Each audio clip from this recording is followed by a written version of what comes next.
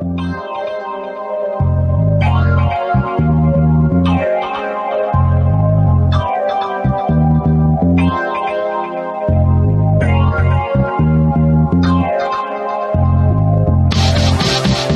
willkommen zu einer neuen Ausgabe von CROPfm. Mein heutiger Telefongast ist Glickman und der Titel der Sendung ist UFO Disclosure.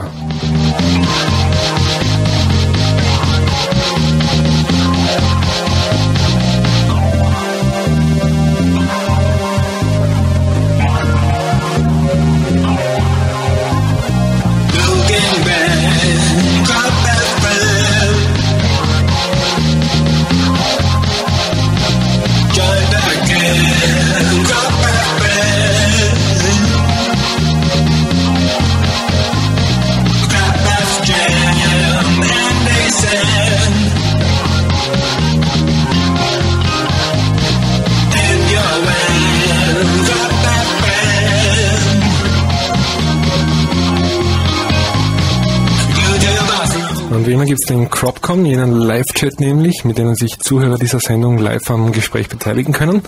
Erreichbar ist er über die Website von CROPfm, CROPfm.nu.at und dann auf CROPcom klicken. Ich sehe den Chat dann hier ein und gebe die Fragen gerne an den Telefongast weiter.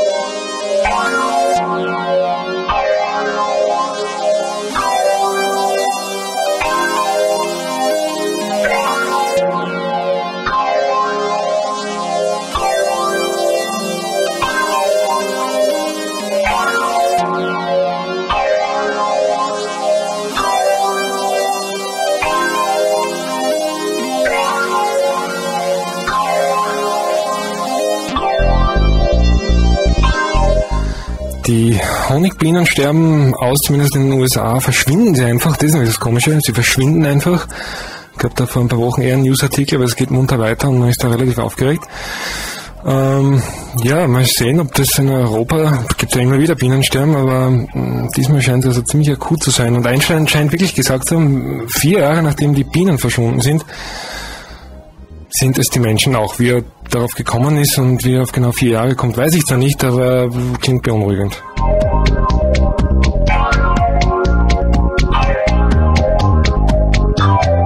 Scientists create a sheep that's 15% human. Scientists have created the world's first human sheep chimera, which has the body of a sheep and half human organs. The sheep has 15% human cells and 85% animal cells, and their evolution brings the prospect of animal organs being transplanted into humans one step closer. Professor Esmail Zanyani of the University of Nevada has spent 7 years and £5 million perfecting the technique, which involves injecting adult human cells into a sheep's fetus.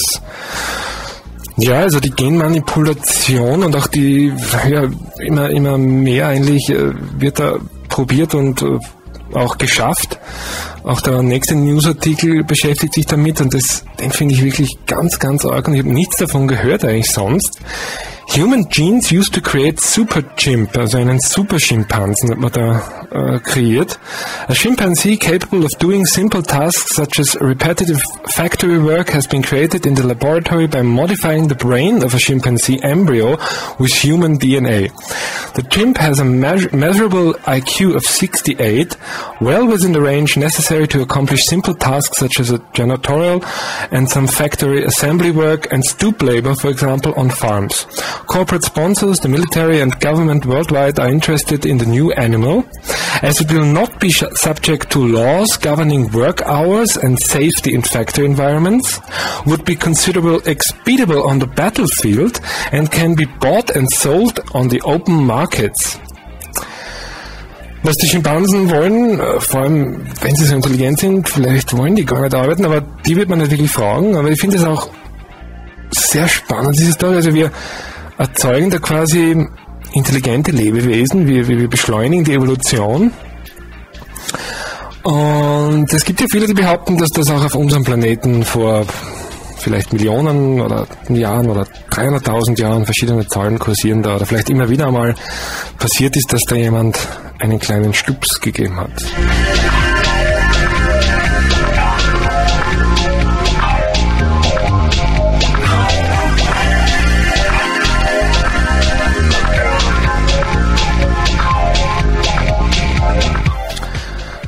Ja, und dann die World UFO Disclosure Campaign ist auch im Laufen. Ein sehr interessantes Ding. Es sind auch einige prominente Leute dabei, Richard Hoagland etc.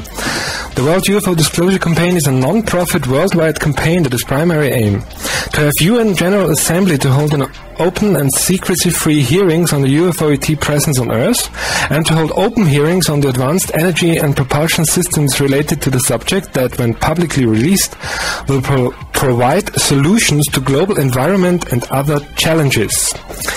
Ja, ich wünsche Ihnen auf diesem Weg alles Gute. Ich habe unterschrieben. Mein Gott, es kann ja nichts schaden. Und wer weiß, vielleicht schaffen Sie es wirklich, dass sich die UNO damit auseinandersetzt.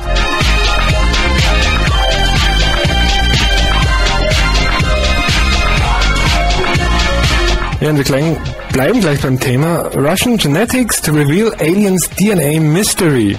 Auch eine sehr spannende Story, auch nie was davon gehört. Scientists may soon unravel the mystery of the Uralian alien, a tiny creature found near the town of Kyshtym, ich habe es geübt, aber Kyshtym, in the Urals.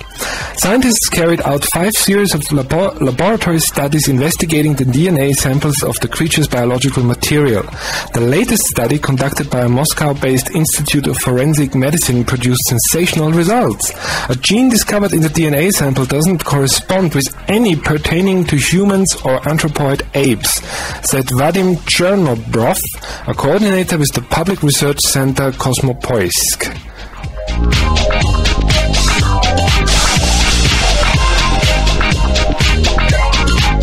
Ja, und über das nächste werde ich, glaube ich, auch Michael Glickman kurz befragen.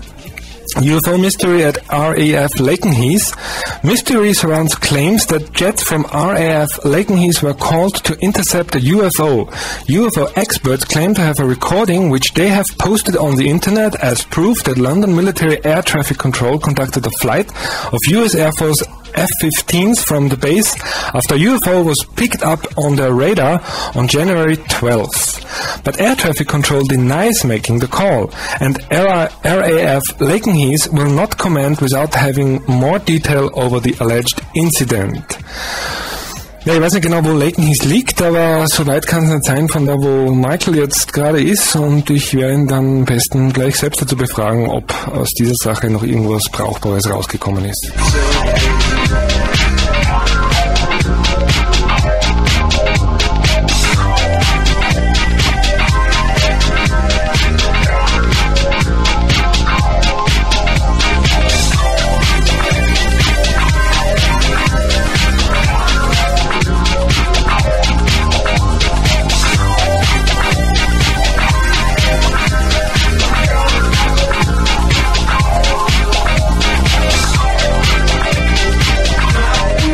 Ja, und jetzt da spiele ich eine Aufnahme, die ich vergangenen Montag erstellt habe, und zwar ein Interview mit Heike und Thorsten. Ich habe am Anfang der vorigen Sendung mit Nicola, wo es um 2012 ging, ein E-Mail vorgelesen. Die beiden hatten da ein sehr seltsames Erlebnis, da wo sie wohnen, etwas abgeschieden.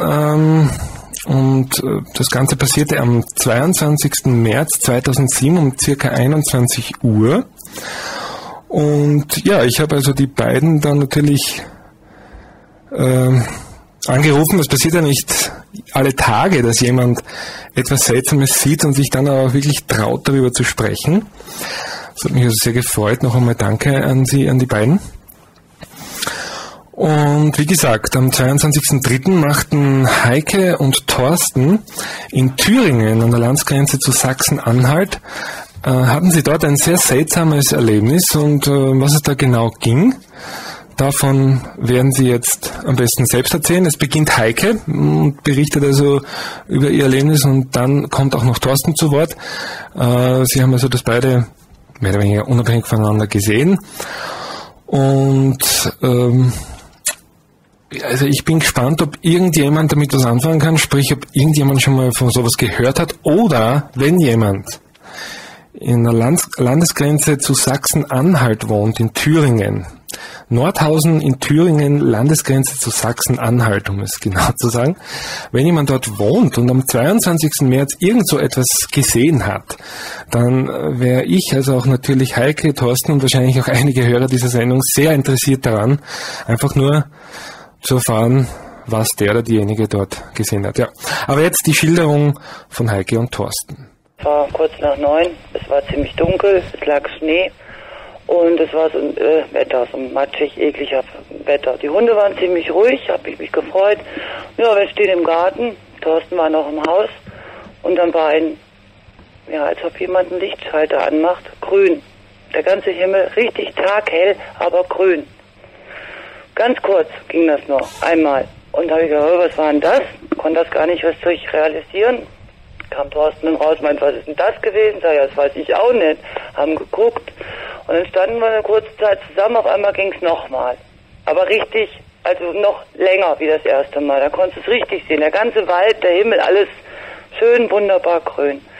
Trotz der Wolken, die am Himmel waren. Und beim dritten Mal, wir haben dann eine Weile gewartet, ich bin ganz hinten über unser Grundstück, 15.000 Quadratmeter, und habe von hinten nochmal geguckt, ob da irgendwas ist, ob ich da was sehe.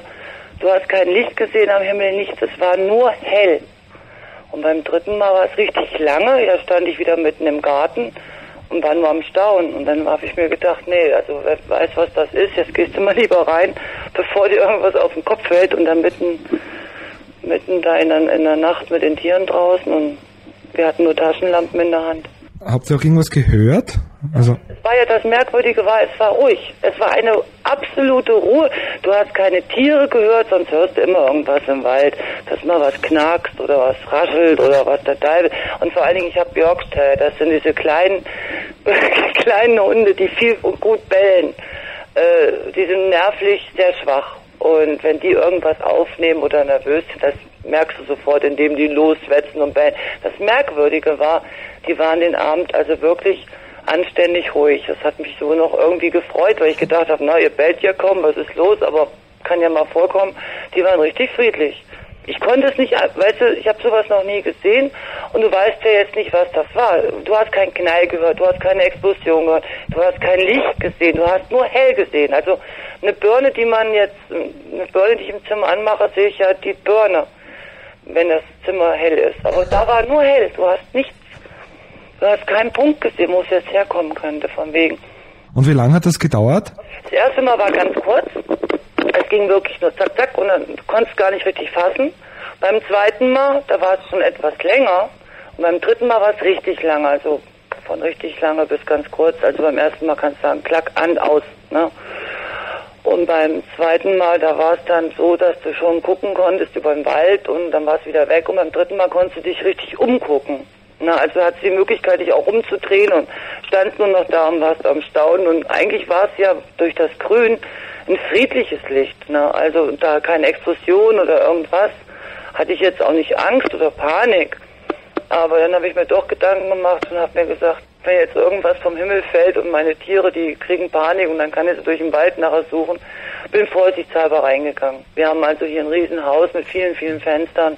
Wir hatten dann das Licht nochmal ausgemacht, extra zu gucken, dass es vielleicht nochmal kommt, weil das hättest du im Haus auch mitgekriegt. Der Thorsten war ja beim ersten Mal im Haus und meinte, der konnte nach vorne gucken, der konnte richtig aufs Dorf gucken. Kann er aber selber erzählen, weil den Eindruck habe ich ja jetzt nur von ihm erzählt bekommen. Und ich war hinten und da war wirklich, du musst sagen, es war taghell und grün. Hallo? Ja, hallo Thorsten. Heike hat uns jetzt gerade ihre Sichtweise quasi geschildert. Kannst du uns vielleicht auch noch einmal erzählen, wie das für dich gewirkt hat, was immer da passiert ist? Eigentlich kann ich dir das relativ schlecht beschreiben aus dem Grund, weil ich eigentlich überhaupt nichts gedacht habe. Weißt du? Es war jetzt irgendwie, sowas habe ich noch nie gesehen. Das habe ich noch nie gesehen. Das war so ein grünes Licht, aber ohne jegliche Form von einem Leuchtkörper. Wie soll ich das erklären? Es war nirgendwo eine Quelle, weißt du gehst ja auch in keinen Raum rein und hast einfach nur Licht. Ohne dass du siehst, dass irgendwo eine Birne ist oder irgendwas was Vergleichbares. Und genau so war das. Ich war gerade auf dem Weg nach draußen, bin im Flur und dann denke ich, was ist das denn? Weil wir wohnen auf dem Berg und dann kannst du über das ganze Tal schauen. Und der ganze Ort war richtig absolut erhellt in so einem hellen Grün. Ist vielleicht vergleichbar so ein bisschen mit so einer Leuchtmunition, die man abschießt beim Militär, allerdings mit einer viel höheren Intensität. Das heißt also, da war ja auch nichts zu hören oder irgendwas, gar nichts. Es war einfach unglaublich hell und es ging ganz kurz. Und da war kein Blitz oder Donner oder irgendein Geräusch oder irgendwas, gar nichts. Und deswegen haben wir ja auch beschlossen, haben gesagt, da müssen wir uns mal an irgendjemanden wenden, weil es mich einfach interessiert, was kann das sein? Das ist auch, also ich habe da jetzt auch keine Hintergedanken gehabt. Ich habe da weder an UFOs noch irgend sonst was gedacht. Aber es ist absolut unerklärlich gewesen. Die einzelnen Erhellungen quasi haben weniger als eine Sekunde beziehungsweise so 1-2 Sekunden gedauert. Ja, höchstens. Also auf keinen Fall länger. Heike hat im Mail auch geschrieben, dass angeblich das Licht geflackert hat. Das unter Vorbehalt. Also wir sind ja dann reingekommen und der Kleine saß am Rechner und er meinte dann, ja, das Licht hätte geflackert. Aber ich meine, die flachsen ja auch manchmal so ein bisschen. Das habe ich also nicht selber erlebt. Das kann ich jetzt nicht 1000%ig bestätigen. Er meinte, es wäre so gewesen. Wie habt ihr euch dabei gefühlt, oder kurz danach eben? Ich meine, was habt ihr da für ein Gefühl gehabt dabei? Also, das Gefühl, ich würde sagen, ich fand es faszinierend irgendwie. Also für mich war das so ein Gefühl von Faszination, hat nichts zu tun mit Angst oder unbegreiflich und natürlich hatte ich so den Wunsch, deswegen sind wir ja auch rein und haben das dann gleich preisgegeben oder haben die Mail geschrieben, haben im Internet recherchiert, haben aber eigentlich nichts Vernünftiges gefunden. Also hat nichts jetzt mit Angst oder gleichen Dingen zu tun. Das auf keinen Fall. Ich fand es einfach faszinierend, weil ich das noch nie gesehen habe. Hat sonst noch irgendjemand das auch gesehen? Weil das muss ja über eine sehr weite Fläche sich verteilt gehabt haben. Das ist ein bisschen problematisch, einfach aus dem Grund, weil wir zugezogen sind und haben relativ wenig Kontakt hier. Ich habe dann in der Schule nochmal nachgefragt, ein Hausmeister und diverse Leute sind aber einige von außerhalb und die haben auch nichts gesehen. Und Tarek, du weißt ja, wie es ist. Wenn du sowas sagst oder so, die suchen alle fieberhaft und zwanghaft nach irgendeiner normalen Erklärung, so vom Wetterleuchten und weiß ich was. Das hat damit aber nichts zu tun gehabt. Ich meine, wenn du einen Blitz siehst im Sommer oder irgendwas, dann machst du dir auch keinen Kopf. Das ist ja auch eine völlig normale Sache, das kennst du weißt, was passiert und auch ein Wetterleuchten oder ähnlich, das ist überhaupt kein Thema. Aber das war so ein richtiges, man sieht es manchmal, wenn Militär Übungen macht oder so, dann schießen die eine Leuchtmunition hoch, die hängt dann irgendwie an so einem Fallschirm und für eine bestimmte Zeit wird eine bestimmte Fläche eben ausgeleuchtet. Diese Art von Licht musst du dir vorstellen, nur über eine wesentlich größere Fläche und ohne jede Leuchtquelle halt. Einfach ganz kurz, ganz hell und unglaublich. Also ich habe das wirklich noch nie gesehen. Und als ich rausgegangen bin, ein paar Sekunden vorher, bin ich ja oben durch den Flur gegangen, da konnte ich Gott sei Dank in den Ort reinsehen und der war genauso hell erleuchtet. Das mindestens, im Umkreis von 2.000, 3.000 Meter war das total hell. Dann müssen das auch andere Leute gesehen haben. Also falls ihr noch andere Leute irgendwie da trefft, das würde mich interessieren, wenn ihr da am Laufenden haltet. Ja, das ist genau das, was mich eben auch interessiert. Ich meine, egal wie die darüber denken oder was auch immer, aber zumindest müssen die ja sich mal dazu äußern. Und wir sind zwar hier nicht in der Großstadtmetropole, aber das müssen Leute gesehen haben. Und das ist wirklich nicht alltäglich gewesen.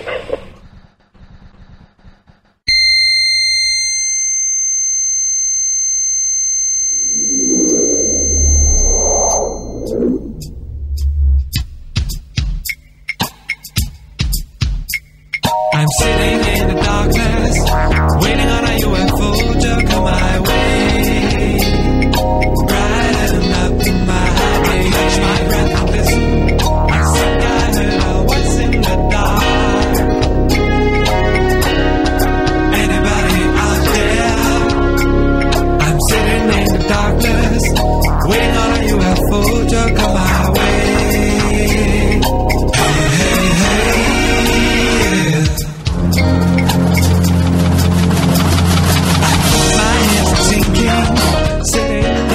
Ja, das war wirklich eine ganz interessante Sichtung.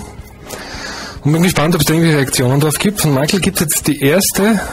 Der ist bei mir heute wieder zu Gast. Ich freue mich sehr. Michael war Architekturprofessor an der UCLA in Kalifornien. Und als er vor ca. 16 Jahren seinen ersten Kornkreis betrat, ist er nicht mehr so richtig rausgekommen, wie er sagt. Good evening, Michael. How are you?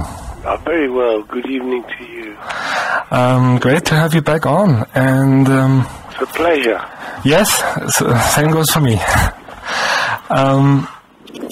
Last time we did the show, the last show in the year 2006 was the show we did together, and you kind of predicted an undeniable aerial display worldwide that, can't be discussed anymore and dismissed anymore. Yeah. Now, obviously, that didn't happen, but It hasn't happened yet. that didn't happen yet, and probably, maybe, but a lot of other things happened, and I think, if I called this show UFO Disclosure anyway, because I thought, well, what exactly are we waiting for?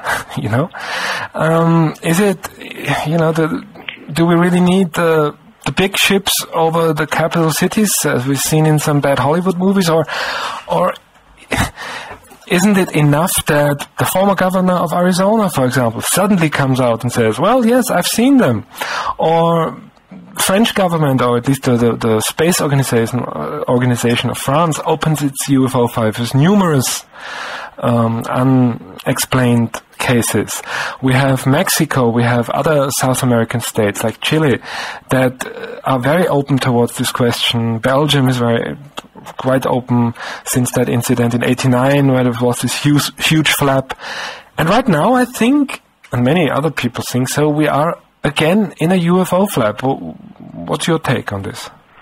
Well, I think that we are in a state of evolution. I think that things are developing, but I really believe we are going to reach a very specific point of no return.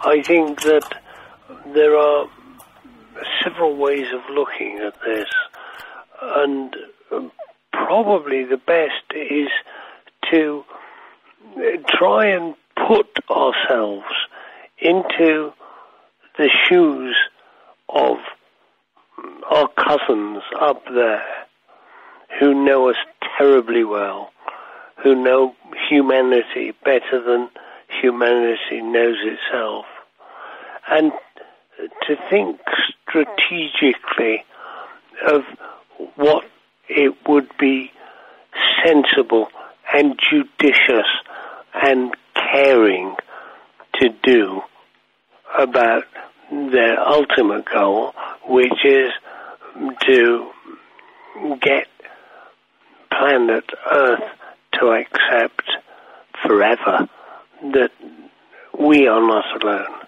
Now, what strategically would be a way of achieving this?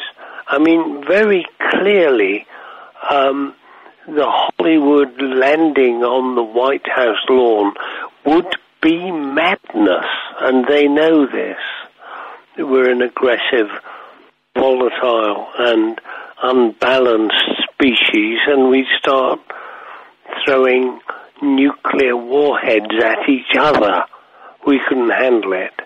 So I think their phasing is very interesting. The way in which they are pacing the speed of this program, of this enterprise, is very, very interesting. Now, I would look at it this way, that phase one was the UFO experience that we've previously known.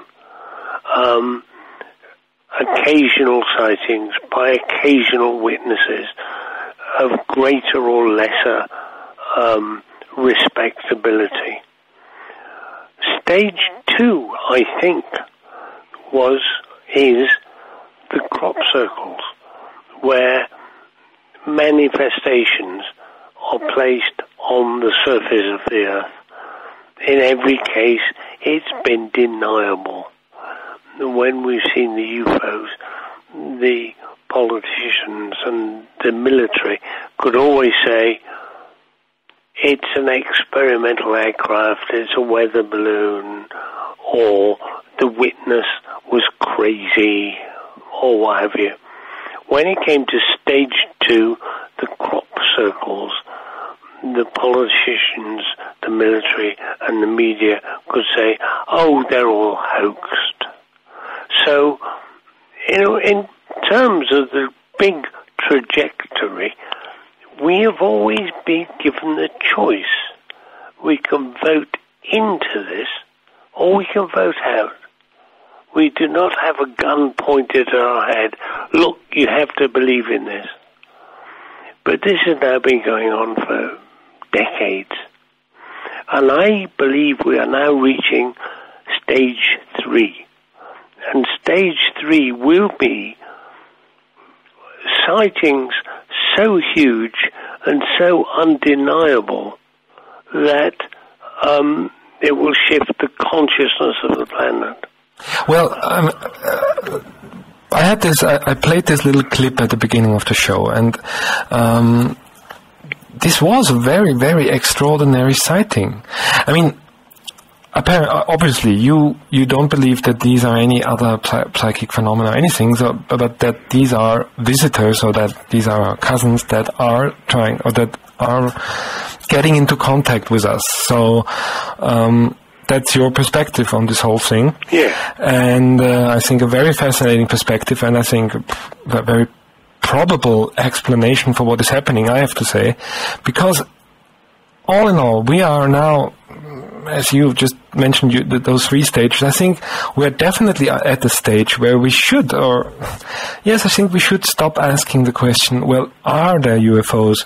And really, really start asking the question, what are they? Who are they? And why are they? And so let's get to this sighting that happened right in the range that you and others predicted, in quotes, that a lot of things are going to happen, or this green light. Well, 2 things. The first is that I worked for some time with Patricia Murray in California, who was a very, very intuitive and connected crop circle researcher. And one evening, I mean, it's a very brief and unique sighting, but she had many sightings here in England with the crop circles. But one evening at her home in Santa Monica, California, she was wakened up by what she at first felt was daylight. And she opened her eyes and found that the windows were glowing through the curtains. And she went and drew the curtains back to look, and the whole area was bathed in a very bright green light. Yeah, interesting. I don't know the duration of it, but what I do know is that she had a very specific sense that the light was aimed at the front of her house. Mm-hmm. It wasn't a general light from the sky. She had the sense that the light was simply around the front of her house. Mm-hmm. Now, the curious thing is that she had some plants outside these windows, and these plants grew miraculously over the next few weeks. That's beyond, I mean, she had several of these plants, but the plants by the windows which had been illuminated grew catastrophically large. Oh, my boy. Over the next few weeks. She felt right from the start that this was something to do with the crop circle impresarios, engineers, producers, authors, whatever. But this is a small and isolated incident, which was, I suppose, over 10 years ago now. But this is the only occasion on which I've known of anything to do with so specifically green a light. No, that's right, and especially the thing you said about the plants, that they were growing like crazy. I have to ask those German guys whether they witnessed anything of this sort, because, of course, that takes a bit of time to find out. I mean, it just happened when I talked to them, so that will be interesting.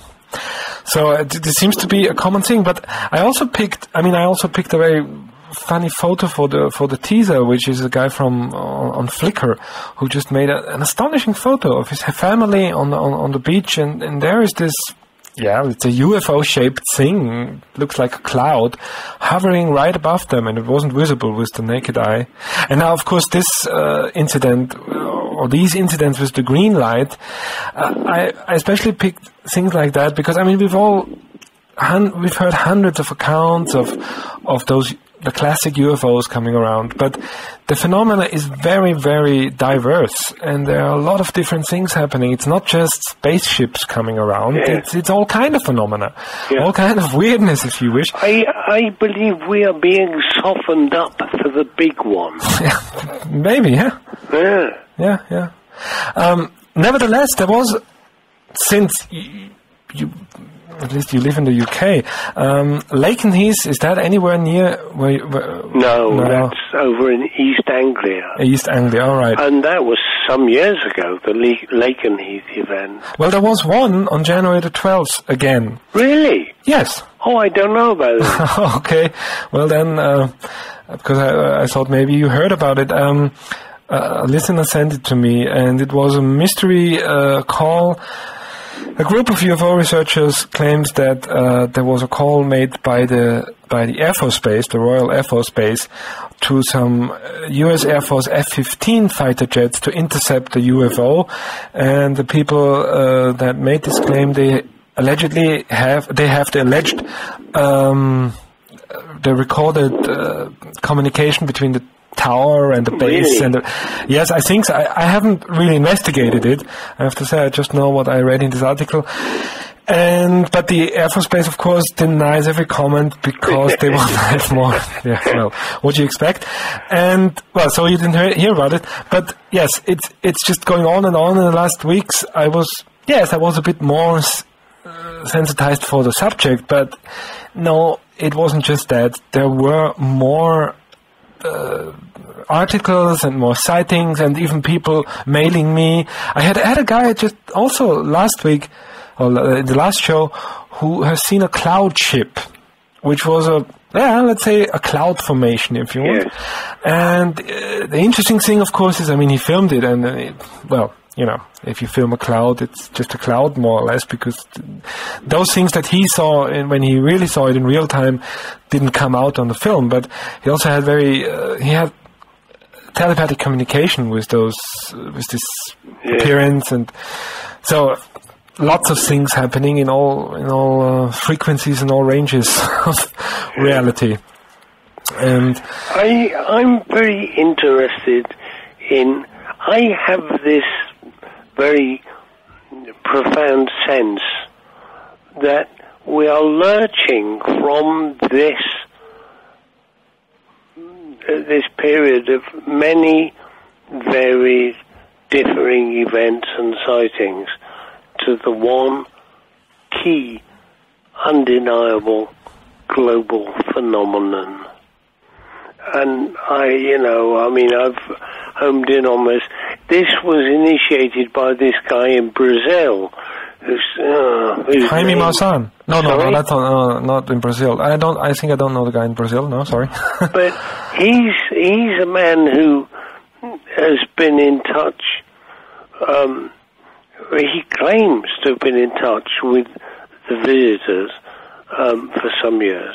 Oh yes, I've heard him. Yeah, I heard he him. claims that there was going to be a mass global visitation between February and June of this year.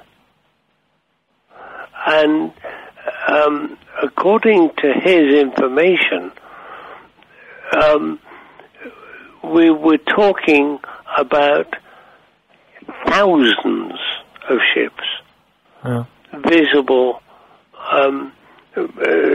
staying for something in the order of 2 hours above all the major cities in the world, and doing nothing, simply making themselves available and going away. And this, for me, would constitute phase 3, which would be the kicking of this phenomenon into undeniability. Yeah, and I have to say, I mean, on the one hand, I think this situation we are in here now with this subject that we are talking now 70 years about, and still not really made any real progress. But the situation has become more and more schizophrenic, because on the one hand, if you care to look, then there is no way that you get around saying, at least saying, well, there's something out there. Okay, it might be, you can say maybe it's a mass consciousness phenomena. Fine. Well, what's that then? So if you really concern yourself with the subject matter, then there's no way that you get around and to say, well, we are dealing with something here. But we can't put our finger on, because, well, such a mass sighting, of course, hasn't happened yet, but thousands and millions of other sightings and contactees and so on have happened. So, yes, it really just might be a question of time. But that the big one happens. For me, it feels logical, to be honest. It's certainly logical. Yeah, but what do you think is going to happen if this happens? Because, well, you see, I think that they, as I repeat, they know us better than we know ourselves. And they know that we have a tendency to panic. And they know that we're very good at allowing our societies to fragment and unravel. And when they do fragment and unravel, we become aggressive and we kill each other. And they don't want this. So I think that their stage 3 protocol would be that we will be given a mass sighting which will last an hour or two around the world, which will be filmable, photographable, and undeniable. And they'll then go away. And we will be left. And the governments and the military and the media will do their best to deny it for a few months, and then it will happen again. And again, we will be left in a state of turmoil where the governments will say what's going on, the media will say what's going on, the military will say what's going on, they will go away. For a few months, they'll come back, they'll give us another sighting. After a few months or a year of this, humanity will start to accept that there is something else. And we'll be in a stage to accept phase 4. Phase 3 is going to be the absolute certainty that there's something out there which is bigger and more developed than we are, and certainly unthreatening. The display that we see will be so enormous that it will be clear that if they wanted to harm us, they could do it in a second. So we will be faced with a fantastic dilemma that here is a civilization, an intelligence, which has the technology to do anything it likes, and it seems not to wish us any harm. And this is going to be the biggest dilemma that humanity has faced. They are knocking on our door, and they do not want to sell us anything. Oh, what are we going to do with them then? Yeah. And we will have a year, maybe more, to achieve a level in which we can enter phase 4. And phase 4 is going to be the level of a real and meaningful contact. And on which levels is this contact is going to take place initially? I mean, is it going to be on government level or? Well, of course, the governments and the military will assume that they are the ones to handle it, and this is probably the major question of phase 3. That it must be very clear from our long-term, medium-term, and recent history that our militaries and governments are the last people to make contact. But it's not just us who knows this. I think our visitors know this too. Why are those beings from wherever, and I would like also to get to the question where they're from, but first of all, why are they doing this? Why? Yes. I think because they are aware of the fact that we certainly need their help now. Like you remember in oh God, what's it called? Not Star Wars, Star Trek. Yeah. The prime directive was always that the star fleets should never interfere directly in the affairs of a less evolved society. And this was one of the truly prophetic ideas in Star Trek, and I believe that it is a universal reality. I mean, certainly we on planet Earth have learned absolutely certainly that if we interfere in the affairs of a less evolved society, we kill that less evolved society. It happened numerous times on this planet. Every time. Yeah. And I believe that this is a universal law.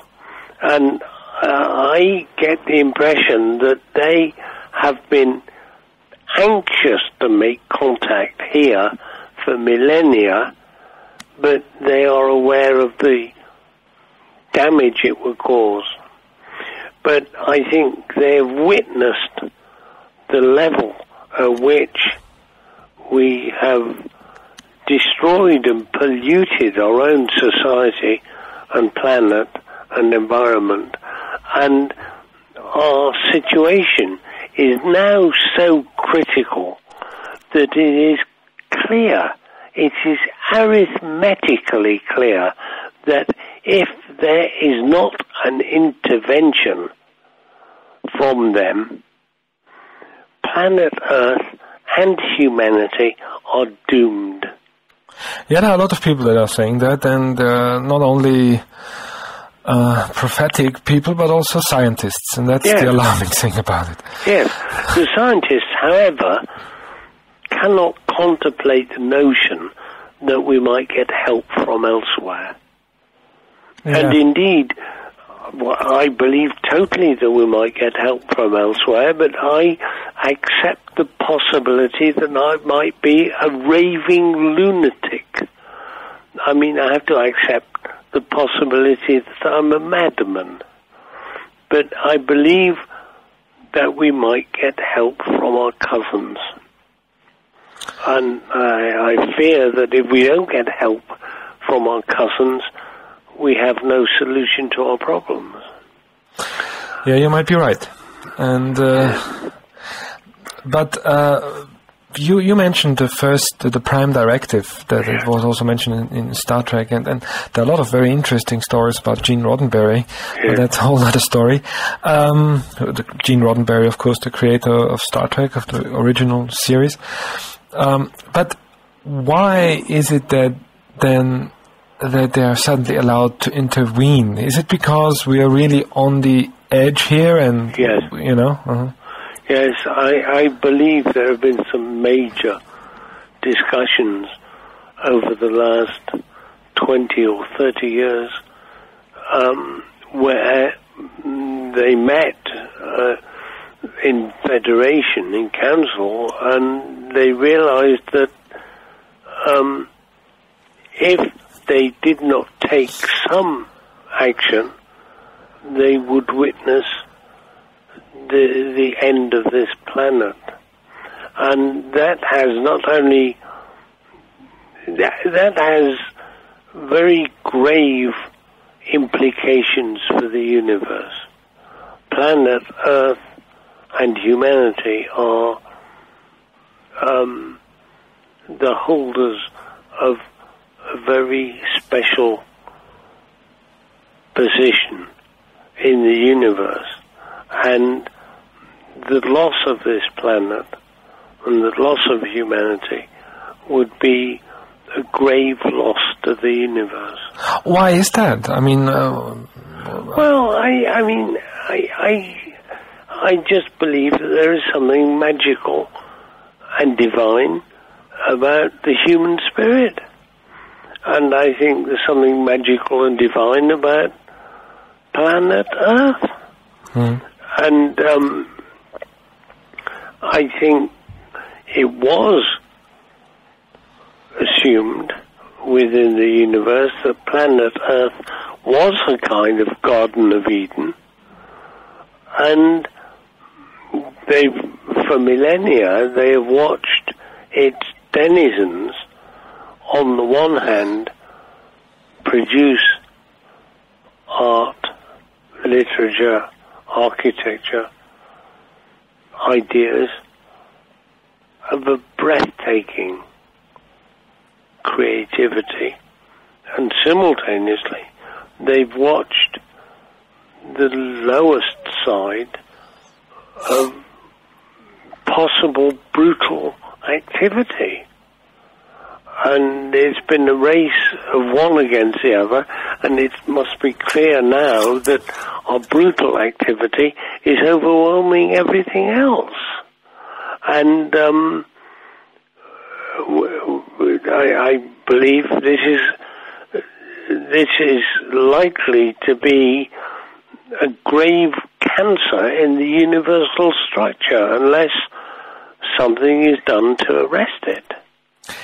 You know, I had this news article that I wrote, that I read before in the news section of the show, and it was about a human, a chimp, a super chimp. I actually have this from the website of Whitley Strieber, that they brought to an IQ of 68, and that they genetically altered to be more intelligent. Now, there are a lot of people that think, and you might be one of them, that we ourselves were 300,000 years ago, or maybe longer before, maybe in more than one step, enhanced by the others out there. Yes. So they are not, they're not just visitors, they are really, in the sense, as you said, our cousins. Yes. And they are coming back to see how we're doing and so on. And, of course, that would explain why they would maybe intervene here, because if they created us, then, in a way, they're responsible for what we're doing, for what becomes of us. Sure.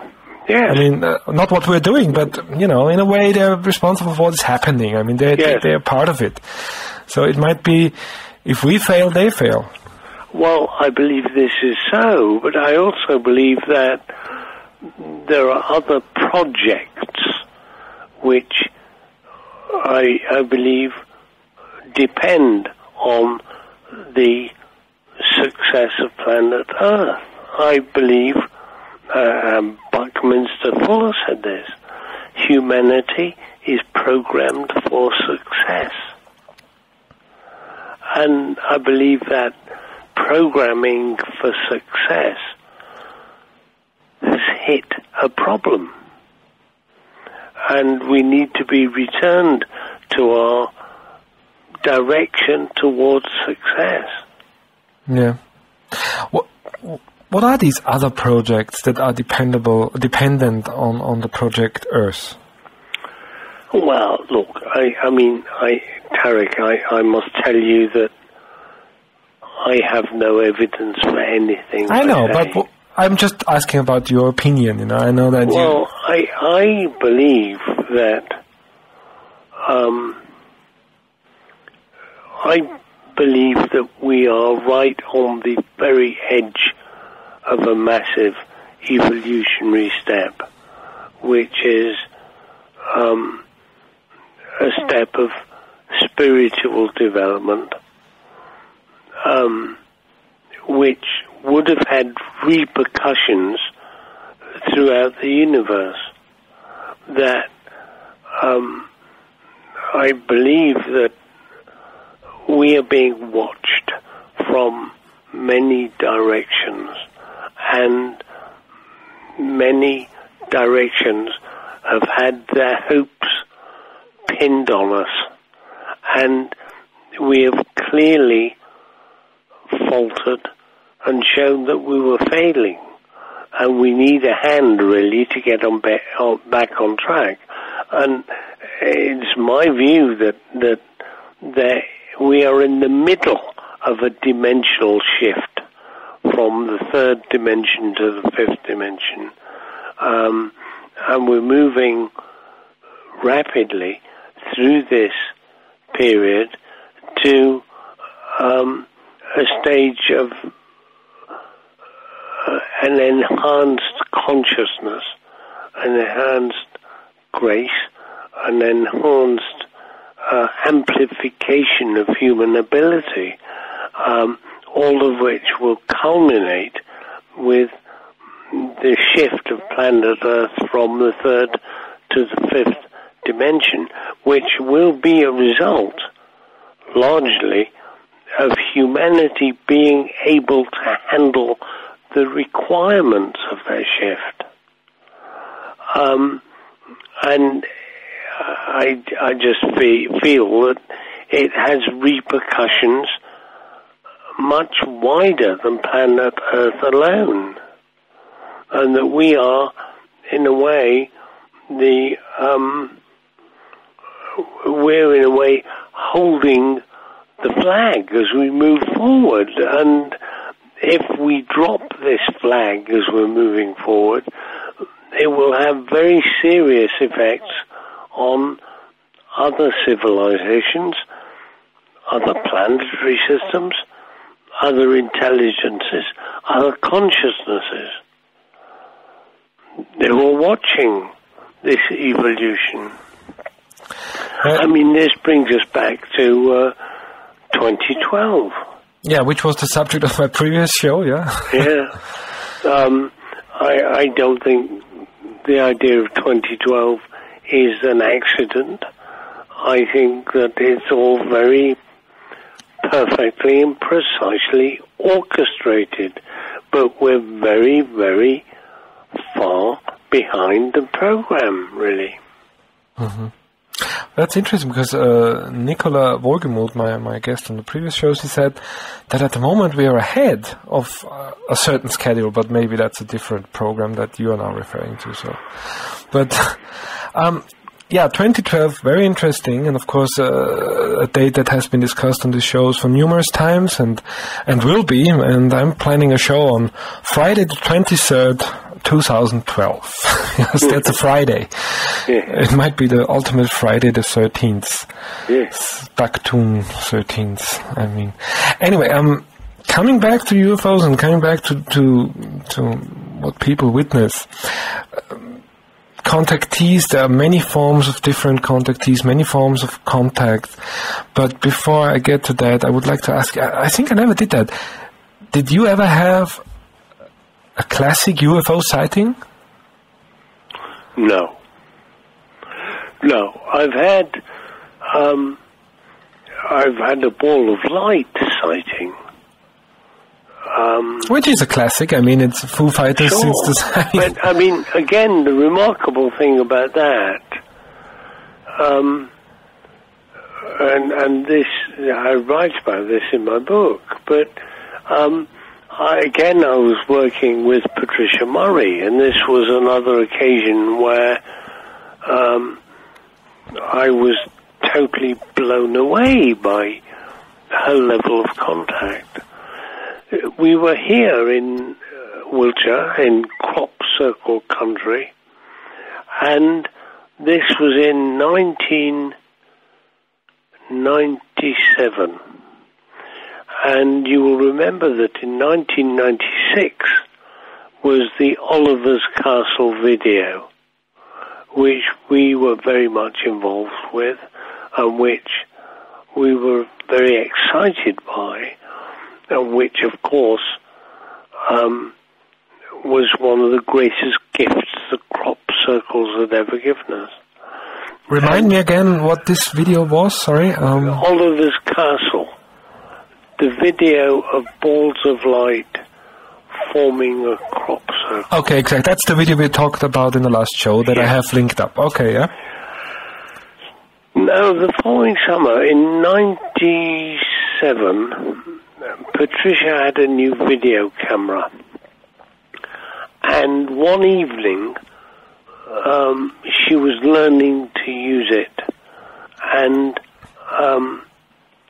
she interviewed me. And at the end of the interview, I said, hey, can I try that? And I interviewed her. And at the end of the interview, I said, do you have anything to add? And she said, no, not really. Oh, wait a minute, there is one thing. We would like to see a luminosity. Do you hear us up there? Michael Glickman and Patricia Murray would like to see a luminosity. Where are we now? July 22nd, 1997. We want to see a luminosity, okay? The next day, we saw a luminosity. Within 24 hours. So a ball of light. A ball of light. Yeah. Which, we were driving home in the dark, and it fell from the sky in front of us and zoomed off along the road. And we tried to follow it, but it was going too fast. It flew towards a field where a week or so later there was a major crop formation. But this for me was an amazing sighting, because not only did I see this extraordinary sphere of light, but also it made it absolutely clear to me that there was an interaction going on, that they were responding specifically to a request. Yeah, that's fascinating. Yeah? And of course, this response, this interactivity, and this response to requests is a central part of the crop circle phenomenon. It's just overwhelming. The number of people who have had their requests answered. The number of people who have witnessed events which make it clear that we are being monitored, observed, listened to with kindness and grace. Contactees. So this lady that you were referring to, Patricia, does she fall into the category of a contactee? I think so. I mean, she falls into category of a contactee, but not according to classic UFO. The way that the classic UFO researcher would put it. I mean, she's never been abducted. But I believe that those of us who work closely with the circles are all, at a different level, contactees. Yeah. But we've never been physically contacted.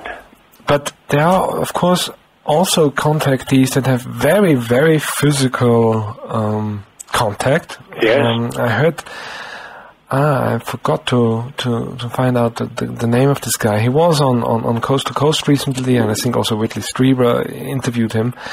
A guy who has very vivid remembrance of his experience. Maybe you know who I'm talking about, and who has had that for the last 20 years. He was very reluctant at the beginning, and then slowly came into terms and tells an astonishing story of him and the Greys. I mean, you just sit there and go, wow, you know, I mean, what's and there is this level of people.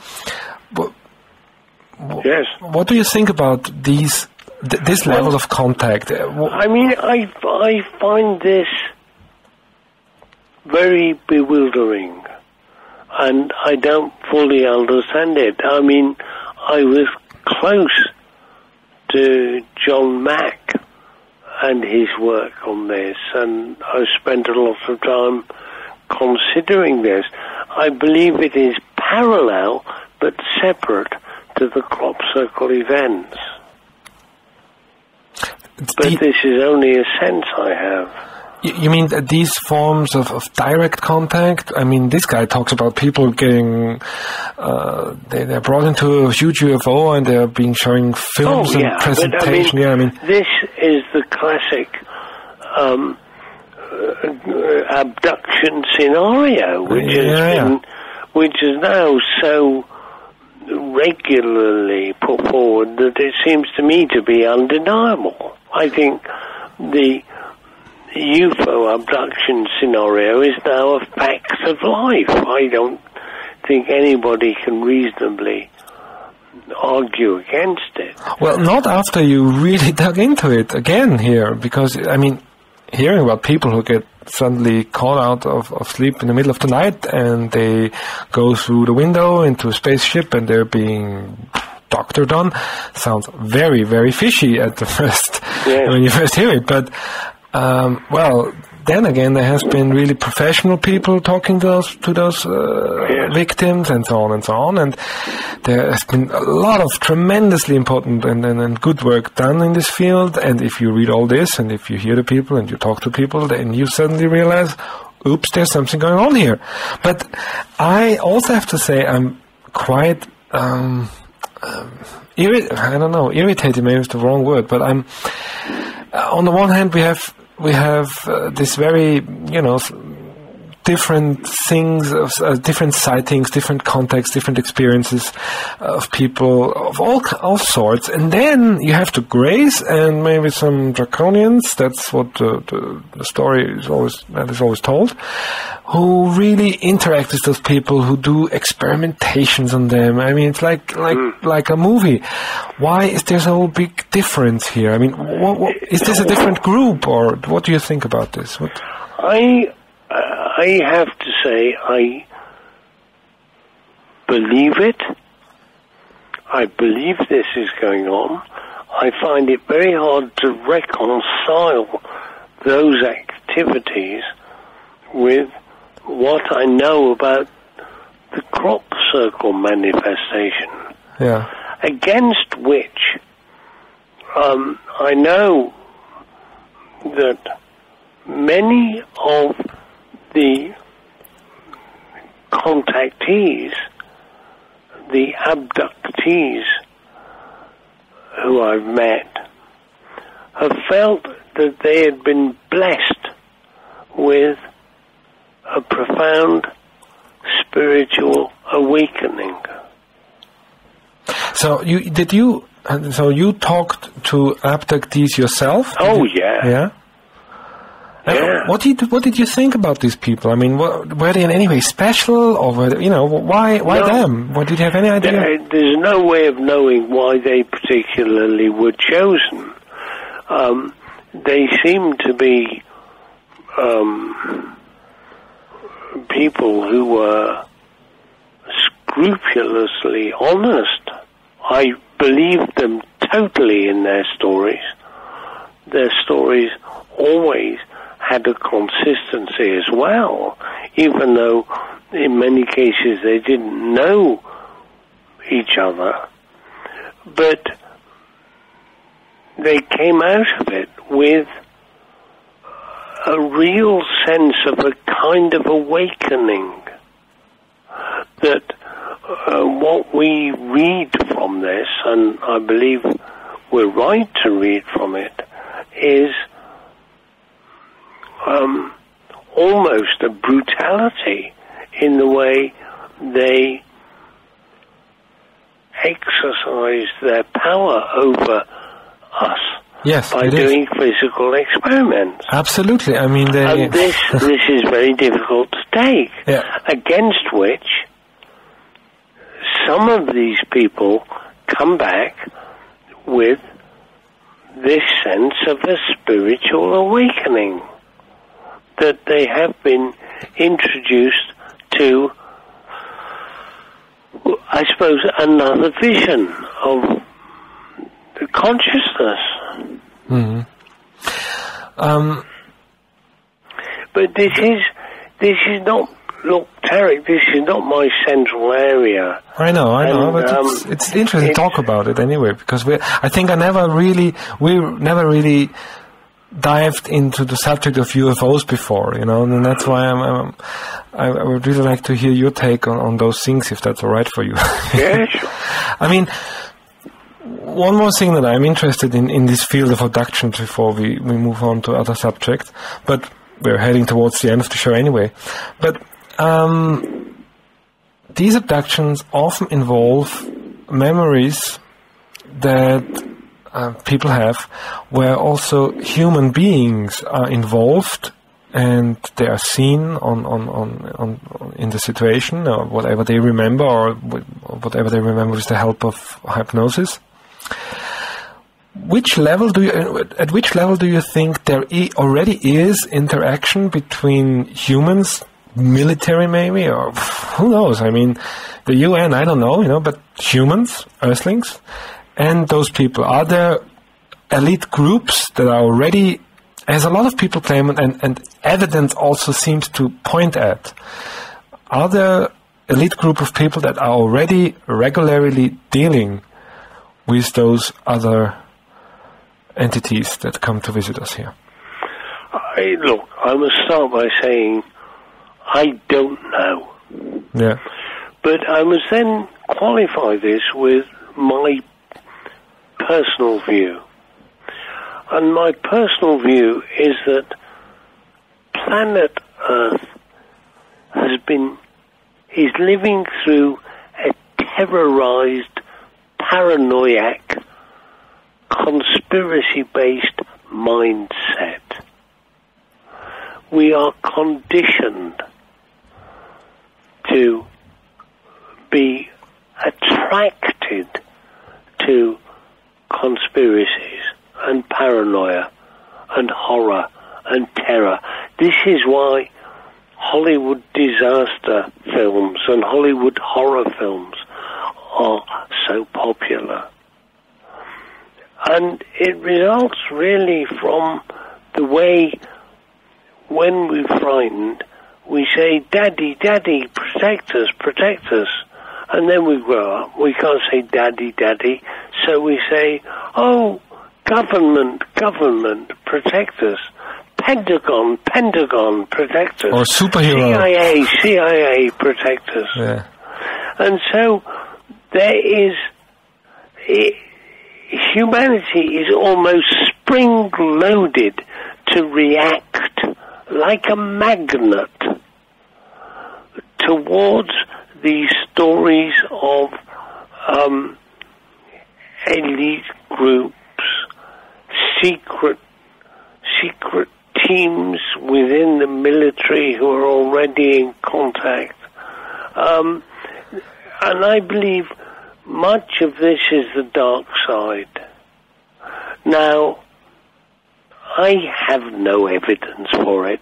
Nobody can produce evidence to show me that there are elite groups in contact with extraterrestrials, and I cannot produce evidence showing that there are no elite groups in contact with extraterrestrials. Proof negative.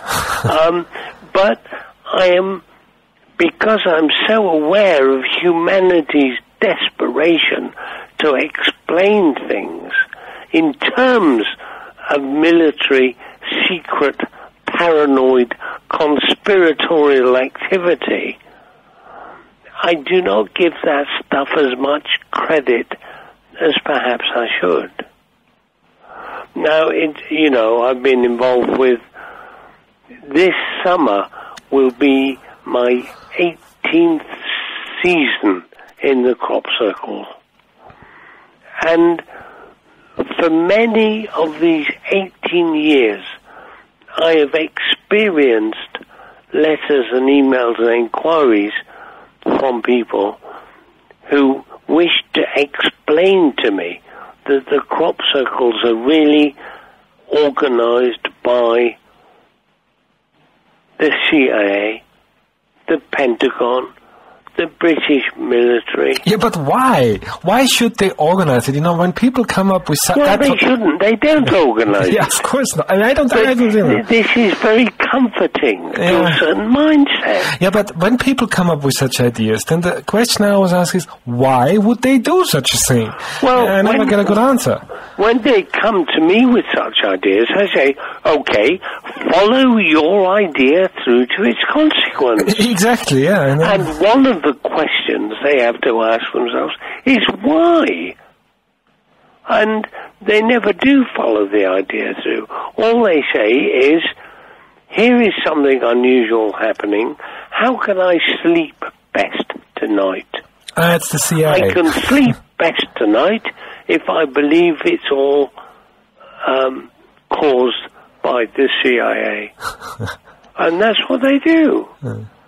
But they never see it through. They never ask the question through to its end.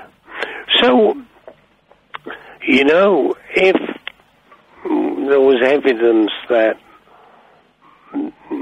the visitors were already in some kind of discussion with world governments, if there was evidence, I would have to grit my teeth and say, yes, well, there we are. I don't believe this is so, but of course, we're working in a complete fog. I don't know what's going on.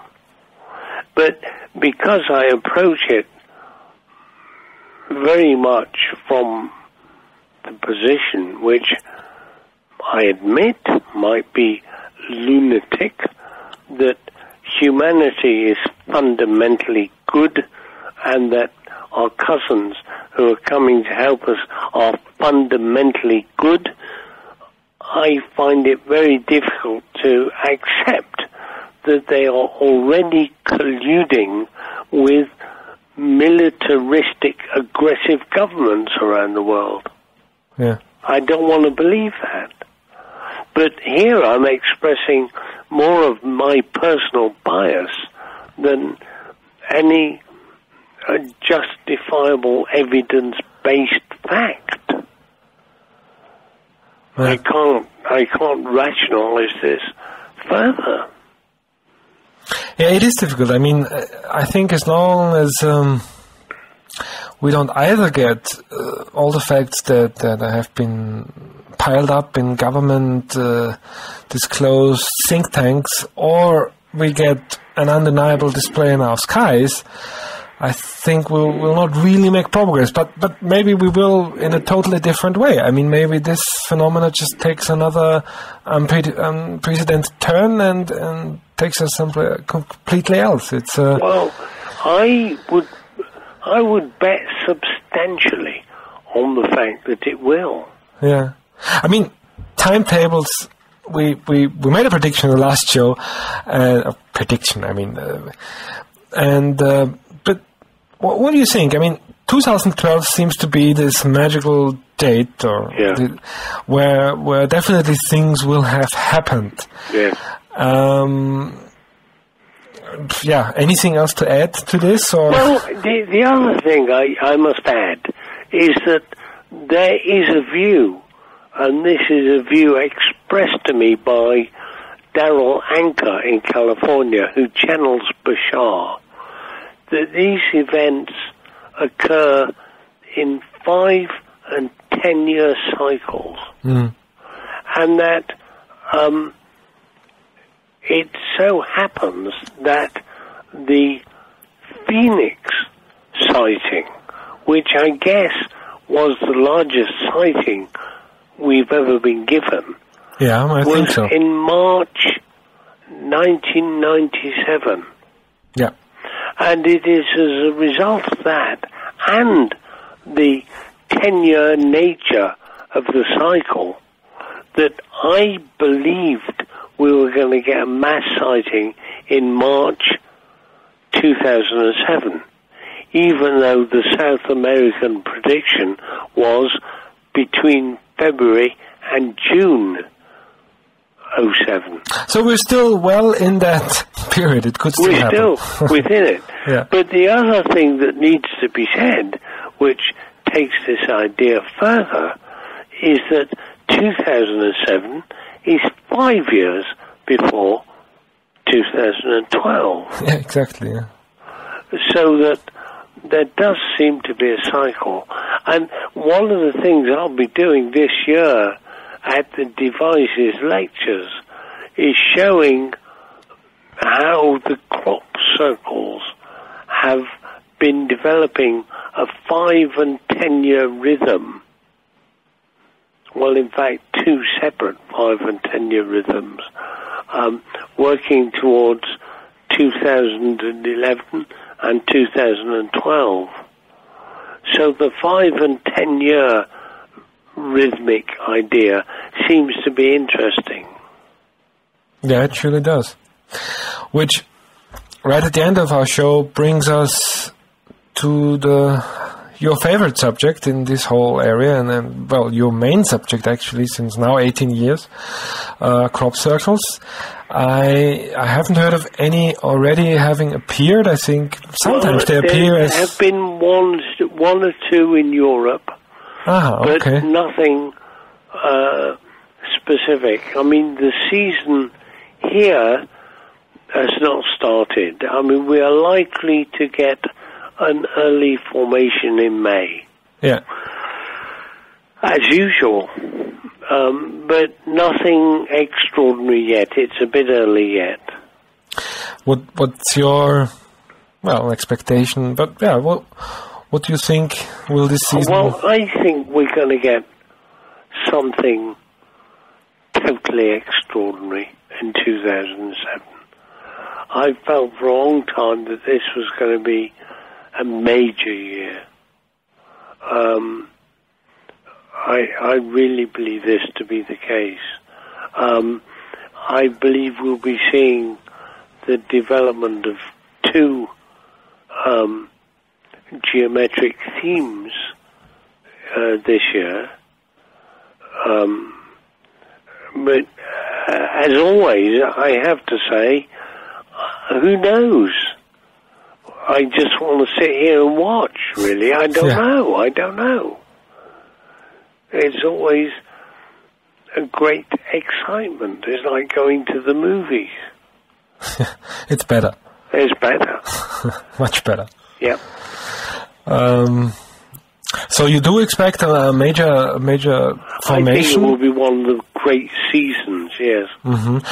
And do you think that new geometries will occur, or will the formation just be... Well, I think it will be a building up of geometries, and I think the two specific geometries that I've been following for some years are, number one, the build-up of fractal geometries, which have become very sophisticated, and the build-up of the ancient sacred geometrical idea of the squaring of the circle. Both of these themes have been very active for the past few years, and I think we're going to see an expansion of those themes. Oh. Well, I'm certainly looking forward to this next season. and who knows? As am I. Yeah. When is it again that you will be holding your talks? The devices lectures are on the Saturday, Sunday, last weekend in July. Okay. But that is almost sold out. Oh. So if anybody is interested in that, they should go to www.temporarytemples.com and you can book there, but you'll have to be quick. All right. Well, it might even happen that I'll make it to England again this year. Who knows? That would be nice. Yes, it would be great. Last year, unfortunately, we didn't meet, but next year, hopefully, this year, if I come, we'll simply try again. For sure. Yeah. Okay. Michael, is there anything else? Is there anything? We're at the end of the show here now, and is there anything that you would like to say? No, not really. No. I mean, I find this very interesting, but I must end by saying I am excited and charmed, but I'm bewildered. Well, so am I. Yes. And that's great, isn't it? Yeah. Good fun. Good. Good fun. Okay, Michael, thank you very much for being on. And I will hope we could repeat this maybe autumn this year to see how the season went. So we have another prediction out. Another prediction, it's going to be a great season, and I'm sure it's going to be a great season, as for sure. The last months were very interesting in the field of UFOs, and we will have another chat in September maybe and see how it went and what happened. Great, Michael. Thank you very much and have a nice evening. Same to you. Bye. Ja, das war Michael Glickman. Spannend wie immer. Heute, ich finde besonders spannend, und ich habe mich schon sehr auf diese Sendung gefreut, weil eben, naja gut, okay. Es war jetzt nicht so, greetings from all listeners to Glickman. Das habe ich jetzt nicht mehr ausgerichtet, Entschuldigung. Aber ich habe mich also, wie gesagt, sehr gefreut auf diese Sendung, weil ja für mich seine Voraussage ist eigentlich das falsche Wort dafür, aber es ist tatsächlich sehr viel passiert in den letzten Monaten, und wer weiß, was bis Juni noch passiert, und wer weiß, was in dieser Kornkreis-Saison passiert. Das ist einfach spannend. Das ist einfach total spannend, finde ich. Wäre witzig, wenn Sie sich morgen nach der Sendung zeigen würden, schreibt Unarmed. Ja, das wäre sogar sehr witzig, weil das ist mein Geburtstag. Also hiermit vielleicht eine Einladung an Sie, vielleicht mal an meinem Fenster vorbei, oder überhaupt an unserer aller Fenster vorbeizufliegen, wenn Sie Zeit haben. Wir sind sicher alle sehr neugierig. Andere wiederum würden wahrscheinlich nicht so gut reagieren, wenn plötzlich the ships am Horizont wären und man es nicht mehr irgendwelchen Sternschnuppen oder Sumpfgas zurechnen kann. Aber es wird passieren, was auch immer passiert, und wir werden es alle miterleben. Ich danke allen recht herzlich dafür, dass Sie sich wieder mal die Zeit genommen haben, um hier zuzuhören. Wenn also irgendjemand eine ähnliche Sichtung gemacht hat, vor allem, ich wiederhole es noch einmal, am 22. März 2007 in Nordhausen in Thüringen, Landesgrenze zu Sachsen-Anhalt, dann bitte vielleicht ins Forum einfach posten oder mir mailen. Mail an CROPfm@mur.at, CROPfm@mur.at, oder einfach von der Startseite aus auf den Mail-Link klicken, und würde mich wirklich sehr interessieren, wenn es auch noch andere Leute gibt, die dieses grüne Licht sahen, was immer das wieder war. Okay, das nächste Mal ist Jörg Vogeltanz zu Gast, am 27. April 2007. Es geht um die Freimaurer. Und ja, was es jetzt mit diesen Herrschaften auf sich hat, ob der Jörg vielleicht selber einer ist, und woher das Ganze kommt, wohin es geht, etc. All das werden wir den Jörg Vogeltanz das nächste Mal fragen. Der Comiczeichner aus Graz, der auch im Chat sich schon, im Forum sich schon wortkräftig gemeldet hat, wie es so seine Art ist. Ich habe da schon E-Mail-Gefechte mitverfolgt mit Jörg, die waren mir nicht mehr wurscht. Aber immer wieder spannend und unterhaltsam daher, so auch das nächste Mal. Thema Freie Maurer mit Jörg Vogeltanz am 27. April. Freue mich schon drauf. Danke fürs Zuhören und macht es gut.